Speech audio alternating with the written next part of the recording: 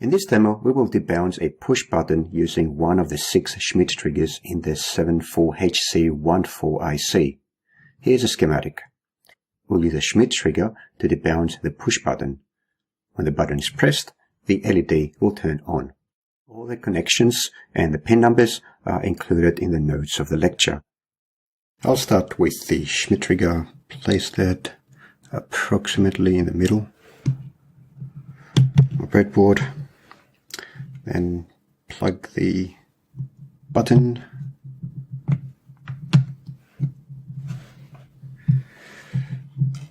I'll place the capacitor right on the rail in parallel. I'm going to use a 10 kilo ohm resistor as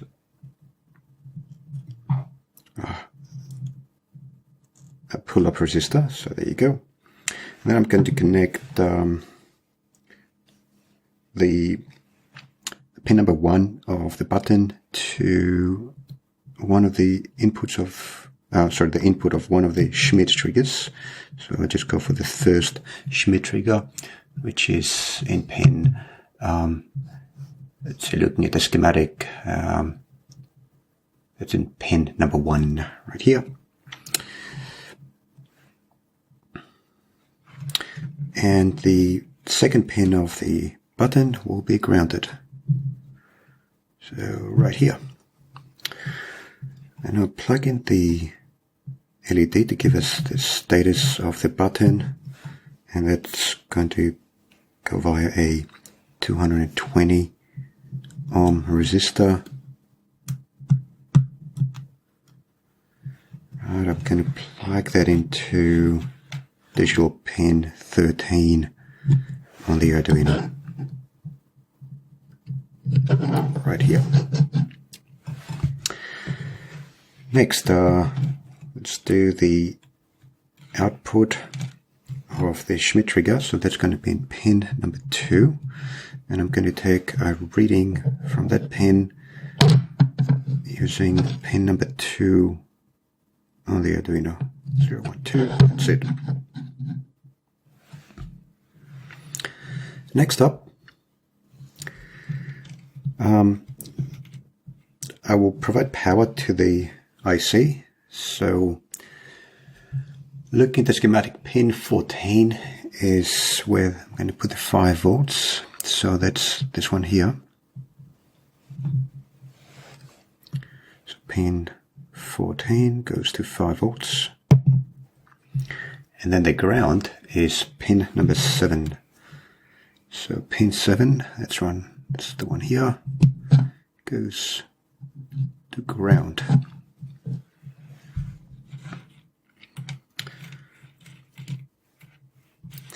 Now I've got another 5 Schmidt triggers that are not connected on the IC, and a lot of documentation that I've read recommends that we connect the outputs of those unused Schmidt triggers to high, just to avoid any random effects that those unconnected triggers may have on the connected triggers. So I'm going to connect any unused output. For example, there's the 1 to 5 volts.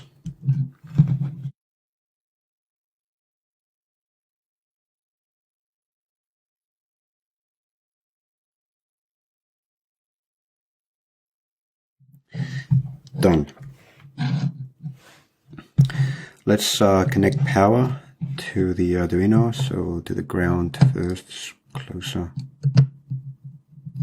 It's ground pin, and finally 5 volts.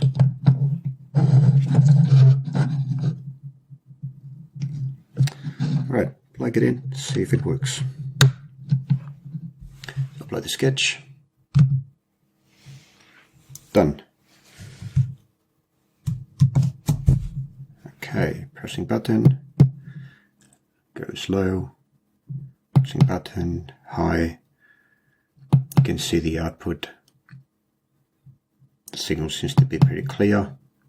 You don't have bouncing between 0 and 1, so the Arduino just picks a clean signal every time that I press the button. That's exactly what I wanted to achieve.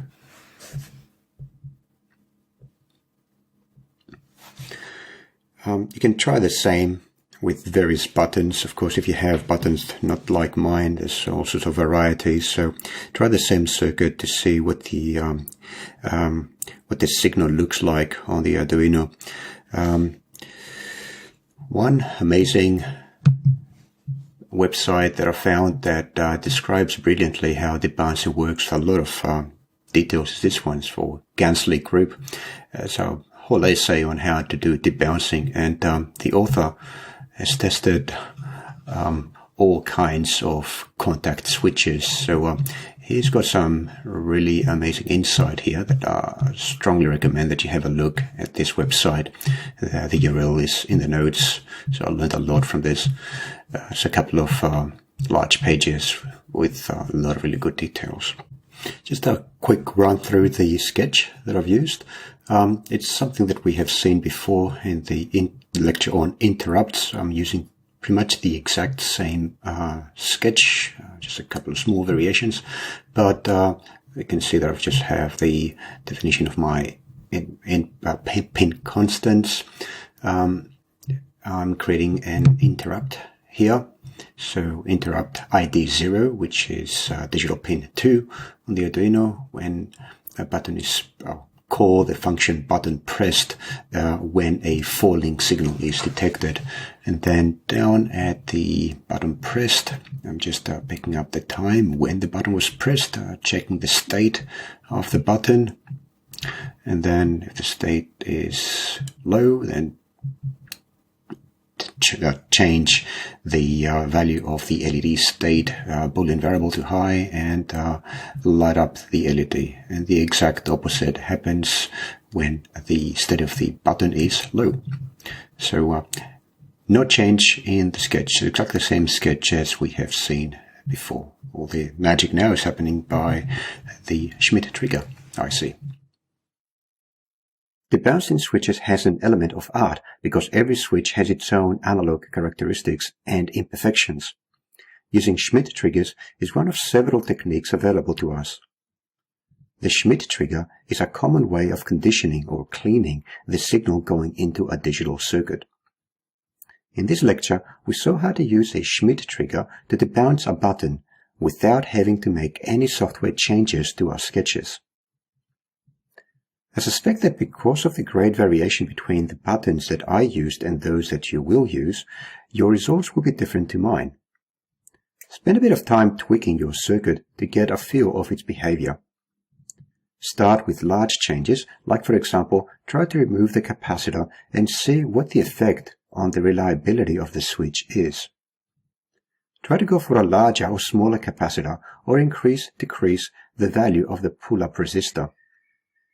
Those two components can be used to calibrate the sensitivity of the Schmidt trigger inside the IC for the particular characteristics of your button.